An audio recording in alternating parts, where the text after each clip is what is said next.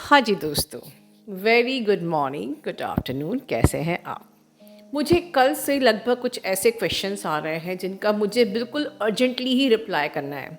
जैसे कि मेरा आज सुबह का शॉर्ट, अगर आपने ना देखा हो तो प्लीज़ देखिए कि क्या ट्विन फ्लेम को सुसाइड करना चाहिए। फिर ये सामने जैसे आप देख रहे हैं, ये एक ईमेल पे क्वेश्चन आया था। मैंने एज इट इज़ इस क्वेश्चन को स्क्रीनशॉट लेके यहाँ पर रखा है। मैम, आजकल यूट्यूब पर एक वीडियो दिख रही है, डीएफ बहुत ट्रिगर हुई, मैं भी हुई।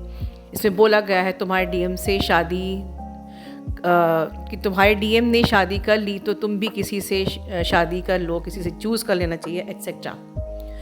तो अब यहाँ पर मैं सबसे पहले इन डीएफ को, जिसने मुझे ईमेल किया है, मैं थोड़ा उनको गाइड करना चाहूँगी और उनके थ्रू आप सबको गाइड करना चाहूँगी। देखिए दोस्तों, the way you are writing your question, कितनी ब्लेमिंग एनर्जी है, ये सिखाया जाता है आपको इस चैनल पे। किसी भी चैनल पे कुछ भी कहा गया हो, वो उस चैनल का परसेप्शन है। आपको ठीक लगता है आप मानो, नहीं लगता तो चैनल को छोड़ दो।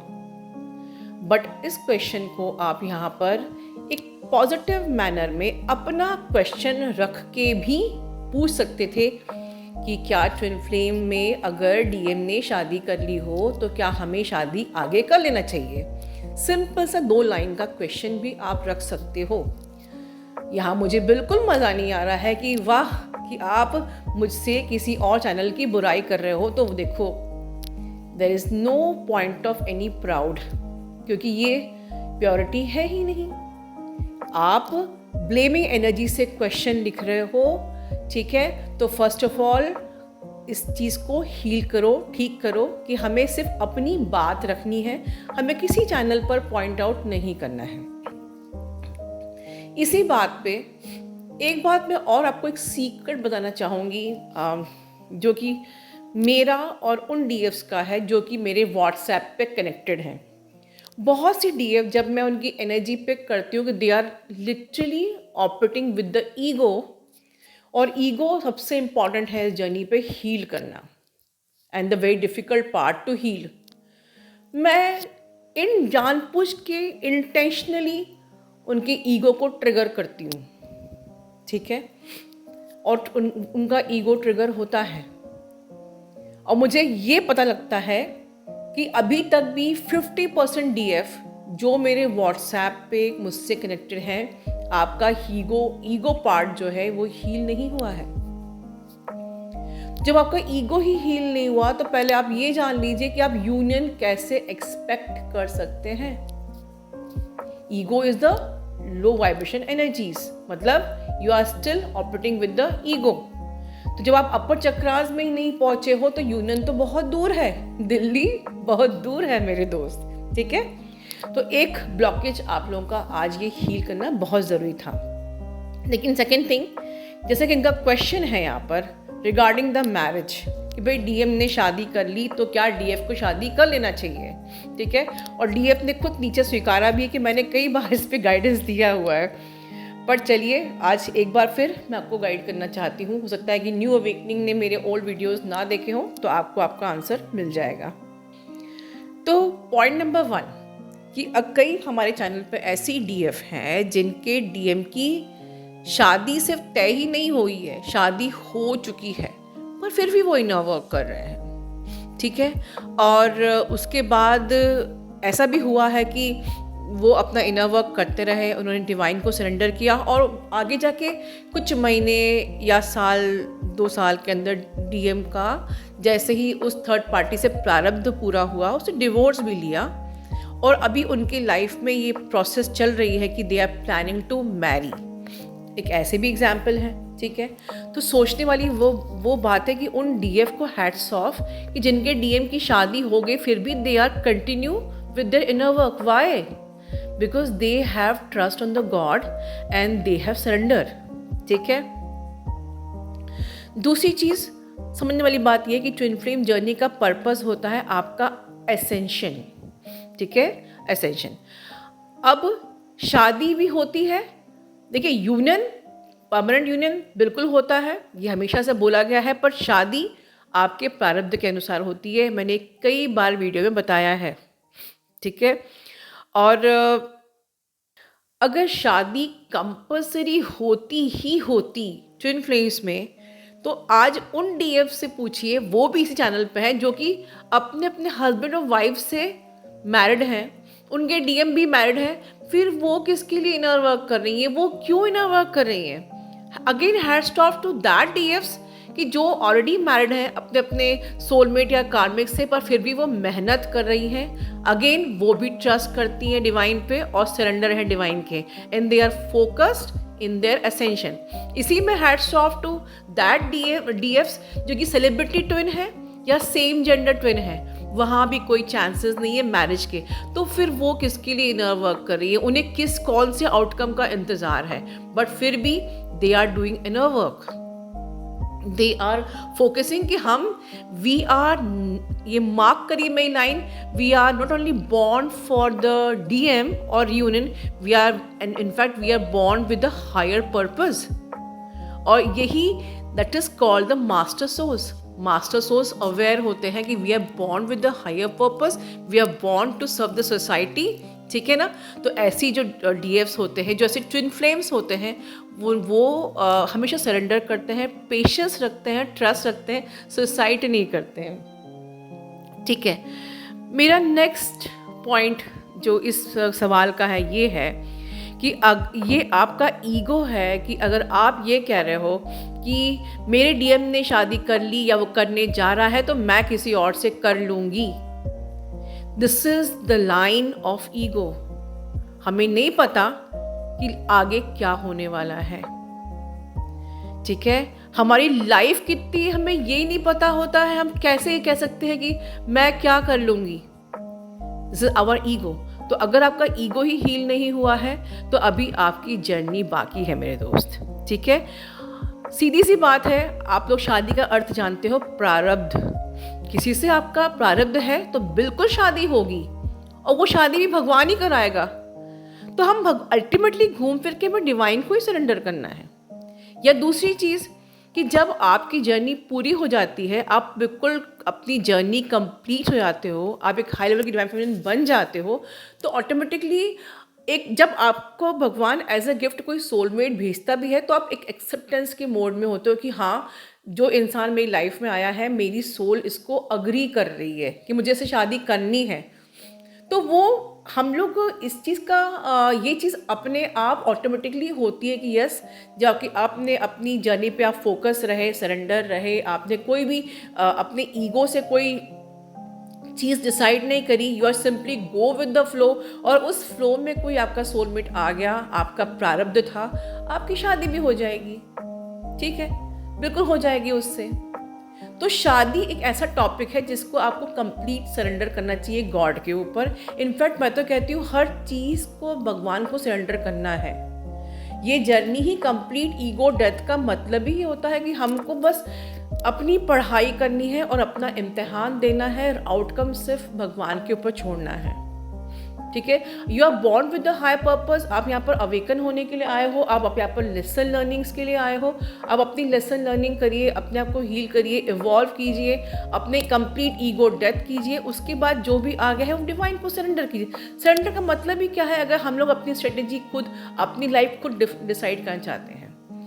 मुझसे बहुत से लोग कहते हैं कि मैम वो ज़िद में है कि मुझे फ़ॉरेन जाना है, कोई ज़िद में है कि मुझे अच्छे अच्छे अवार्ड्स चाहिए, मुझे बहुत ही वैलिडेशन चाहिए। तो ये सब चीज़ें क्या है? ये ईगो ही तो है। आपको ग्रोथ बिल्कुल करनी है, लेकिन आप why can't you maintain a balance between your journey and the growth. Similarly marriage, but अगर आपने बिना असेंड हुए, बिना जर्नी पूरे किए ये डिसाइड कर कि मुझे शादी करनी ही है, जैसे कि डीएफ ने यहाँ लिखा हुआ है कि मैं शादी कर लूँगी, तो मतलब ये हुआ कि कहीं ना कहीं हमें ये जर्नी में मोक्ष चाहिए ही नहीं। अगर आपके लिए गॉड ने चूज़ किया है कि आपको एनलाइटमेंट देना है, नया कर्मा क्रिएट नहीं करवाना है, तो हो सकता है कि बहुत से लोगों की शादी नहीं भी होती है। अब अगेन हम डिसअपॉइंट मत होइए कि क्या हम पूरी ज़िंदगी भर शादी किए बगैर रह जाएंगे। नहीं, ये डिसअपॉइंटमेंट अगर आपको हो रहा है ना, तो भी अभी आपकी जर्नी बाकी है, क्योंकि अंदर से अभी आपके टॉक्सिन्स क्लियर नहीं हुए हैं। वरना एनलाइटमेंट का पहले मतलब समझ लीजिए कि जहाँ पर कुछ सही नहीं है, कुछ गलत नहीं है, जो भी हो रहा है वो बिल्कुल सही होता है। सारे डिज़ायर्स, सारे जो हमारे गोल्स होते हैं, डिज़ायर्स होते हैं, स्ट्रेटजीज होती हैं, सब ब्रेन की होती हैं। आत्मा तो अपने आप को सिर्फ यहाँ मुक्त करने के लिए आई है। उसे कुछ नहीं चाहिए, उसे कुछ नहीं चाहिए, उसे कोई शादी से मतलब नहीं है, उसे कोई अटैचमेंट से मतलब नहीं है। इसलिए कहते हैं कि आप ये फील करिए that you are not this body, you are the soul. इस सोल की शादी होनी होगी तो प्रारब्ध हो जाएगा, लेकिन अगर नहीं लिखी है, अगर आपका नया कर्मा क्रिएट नहीं करवाना है किसी से गॉड को, तो हो सकता है कि गॉड आपकी शादी ही ना करें, बट आपको वो सब ब्लेसिंग्स मिले लाइफ में जो आप डिज़र्व करते हो। सारी चीज़ें मिले जो एक हम अपनी हैप्पी ब्यूटीफुल लाइफ में आगे सक्सेस, ग्रोथ, प्रॉस्पेरिटी के संग अपनी लाइफ को लीड कर सकें। अच्छा है हमारा कर्मा क्रिएट नहीं हो रहा है। तो ये टॉपिक शादी, इसको आपको कोई भी आपको आंसर नहीं कर सकता, ना आपको किसी से आंसर जानना चाहिए। सरेंडर टू द गॉड कि let divine interfere in my life. जो होगा वो भगवान मेरे लिए बेस्ट ही करेगा। अब लास्ट पॉइंट, ये मैं नहीं बोलूँगी, हमारी डीएफ बोलेगी, जिसने इतना ट्रस्ट किया, इतना सरेंडर किया, 1, 2, 3 या 4 नहीं, 5, 5.5 साल के बाद उनका यूनियन हुआ। देखिए, इससे कहते हैं ट्रस्ट, इससे कहते हैं पेशेंस, इससे कहते हैं सरेंडर, इससे कहते हैं गो विद द फ्लो। क्या है आप में? नहीं है तो सुनिए एंड तक और डीएफ को ब्लेसिंग्स दीजिए। दोस्तों, इस पॉइंट के पहले मैं एक पॉइंट और ऐड करना चाहूँगी, जो कि शायद मुझे पहले बोलना चाहिए था, जो मैं शायद स्किप हो गया मुझसे, कि यू फर्स्ट मेक श्योर कि आपने सही इनर वर्क किया है कि नहीं किया है, आपने सिस्टमेटिक इनर वर्क किया है कि नहीं किया। एग्जैक्टली आई मीन टू से कि जो यूनिवर्स ने मुझे डाउनलोड्स दिए थे, जो चीज़ें टाइमली, मतलब आज से 2 साल पहले मुझे डाउनलोड आता है एनर्जी क्लियरिंग बनाने के लिए, तो जो चीज़ें एक्चुअली आपको रिक्वायर्ड थी इस जर्नी को कंप्लीट करने के लिए, वो चीज़ें टाइमली एज अ गाइडेंस मुझे मिला, वो मैं बनाती गई। इट्स नॉट कि मैंने वन स्लॉट में पूरा इनर वर्क बना लिया, तो जो मुझे गाइडेंस आ गया, तो इट प्रूव्स कि एक डिवाइनली गाइडेड ये प्रोग्राम्स, हमारे जो सिस्टमेटिक इनर वर्क में डिवाइनली गाइडेड प्रोग्राम्स हैं।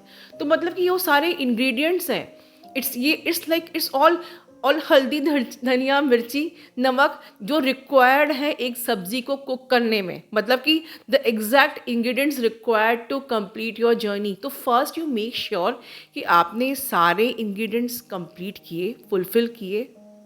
अगर किए हैं तो now it's a time to surrender and trust and keep faith and patience.